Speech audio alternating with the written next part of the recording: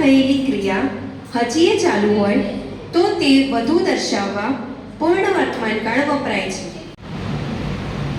કોઈ ક્રિયા તરતમાં જ પૂરી થઈ હોય તે દર્શાવવા માટે પૂર્ણ વર્તમાનકાળનો ઉપયોગ થાય છે.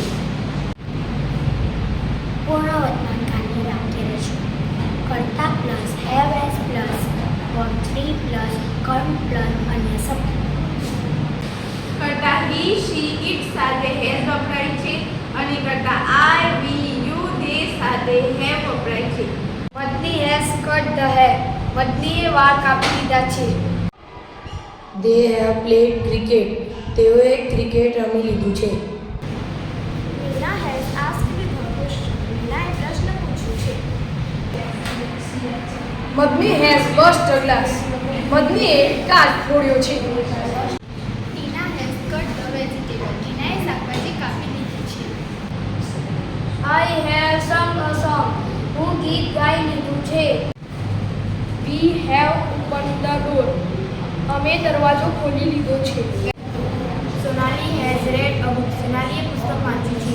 We have lost the match. અમે મેચ હારી ગયા છીએ.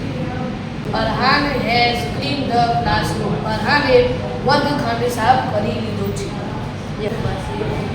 I have thrown the ball. હું બોલ ફેંકી દીધો છે. We have won the football game. અમે ફૂટબોલ ગેમ જીતી ગયા છીએ. We have found the letter. અમે પત્ર શોધી લીધો છે. I have backed a cake. હું કેક બનાવ્યો છે. India has won the match. ઇન્ડિયાએ મેચ જીતી લીધી છે. I have change my room. હું મારો રૂમ બદલી લીધો છે. She has done homework. તેણીએ ગૃહ કાર્ય કરી લીધું છે. He has burn a photo. તેણે ફોટો સળગાવી નાખ્યું છે. You have got a pen. તમે પેન ખરીદી છે.